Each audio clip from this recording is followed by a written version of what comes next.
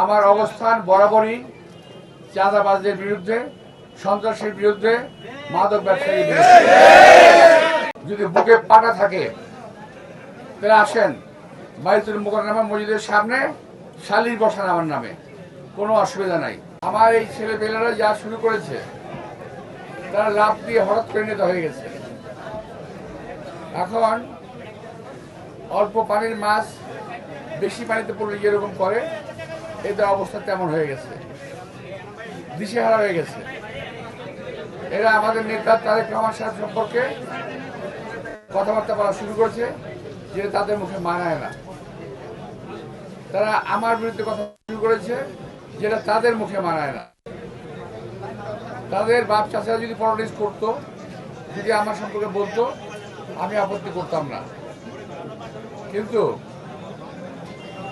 একটা কথা বলে ছোট মুখে বড় কথা, এরা ছোট মুখে বড় কথা বলছে। আমরা মুক্তিযুদ্ধের পরে কখনো বলি নাই যে আমরা মন্ত্রী হয়ে যাব। মুক্তিযুদ্ধের পরে বহুদিন অপেক্ষা করেছি। ৭১ মুক্তিযুদ্ধ, ৭৭ কমিশনার নির্বাচন, ৯১ এমপি, তারপর আজকের এই অবস্থানে আছি। আপনারা দুদিনেই এই অবস্থায় চলে যেতে চান? আপনারা ভাবেন মির্জা আব্বাসের বিরুদ্ধে কথা বললেই তো খবরে থাকা যায়, মির্জা আব্বাসের বিরুদ্ধে কথা বললেই প্রচারণায় থাকা যায়। প্রচারণায় থাকতে চান, বহু রাস্তা আছে। দান করেন, খয়রাত করেন, ভালো ভালো কথা বলেন, মানুষের মুখে মুখে থাকবেন। কিন্তু এইভাবে গালিগালাজ করে অশুভ ভাষায় কথা বলে নিজের পরিচয়টা জাহির করেন না যে আপনি কোত্থেকে এসেছেন। দয়া করে আপনি আপনাদেরকে, আর এখানে ব্যবসায়ী যারা আছেন তাদেরকে আমি একটা জিনিস বলবো, যিনি বলেন যে এই এলাকায় চাঁদাবাজি হয়, আপনারা যারা ব্যবসায়ী আছেন তারা কত টাকা চাঁদা দেন আপনি কি জানেন? এটা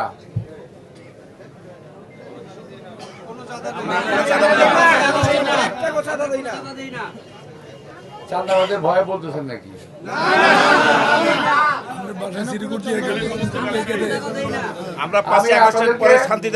আমি আপনাদেরকে, একজন ব্যবসায়ী বলেছেন ৫ই আগস্টের পরে শান্তিতে আছেন। আপনারা শান্তিতে থাকেন, এটাই চাই। আপনারা জানেন আমার অবস্থান বরাবরই চাঁদাবাজদের বিরুদ্ধে, সন্ত্রাসের বিরুদ্ধে, মাদক ব্যবসায়ীর বিরুদ্ধে। এটা নতুন কোনো বিষয় না। কিন্তু বিদেশ থেকে কিছু লোক আমার বিরুদ্ধে এবং এই দেশে তাদের কিছু এজেন্ট আমার বিরুদ্ধে এমনভাবে লেগেছে যেমন আমার পুরো শরীরটাই গড়ে রয়েছে চাঁদাবাজির উপরে। কখনোই না একে কথা এই দেশের মানুষ, ঢাকার মানুষ বিশ্বাস করবে না। ঢাকার রাজনীতিতে আমি আজ থেকে না, ৭৭ সাল থেকে আমি আছি। একটা লোক কোনো কথা আমার সম্পর্কে বলতে পারবে না ইনশাআল্লাহ।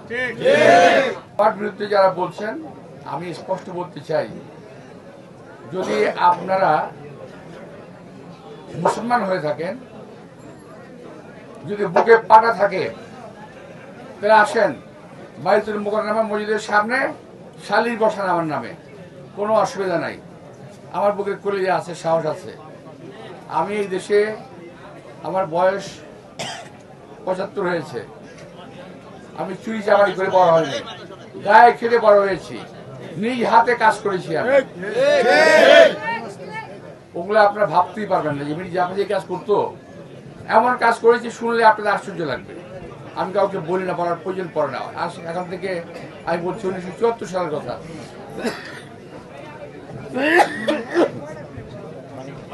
৭৪ সালে আমি যখন কন্ট্রাক্টরি করি, অনেক কাজ আমি ব্যক্তিগতভাবে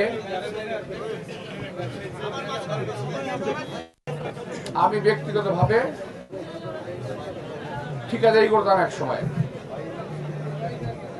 আমি বৈদ্যুতিক ঠিকাদার ছিলাম। আমি বিল্ডিং এর কাজ জানি, আমি নিজ হাতে বিদ্যুতের কাজ করতে জানি। কোন প্রার্থী যদি বলতে পারেন যে নিজ হাতে একটা স্কুল লাগাতে পারবেন, আমি আপনাদের সালাম করব। আমি নিজ হাতে বৈদ্যুতিক কাজ করেছি এবং কাজ আমি জানি। সুতরাং আমার কাজ সম্বন্ধে আপনাদের শুনলে আপনাদের কাছে মনে হবে যে আপনার গল্প শুনতেছেন। আমি জীবনে অনেক কাজ করেছি, অনেক কঠিন পথ অতিক্রম করে আজকের আমার এই অবস্থা। এই অবস্থান একদিনে হয় নাই।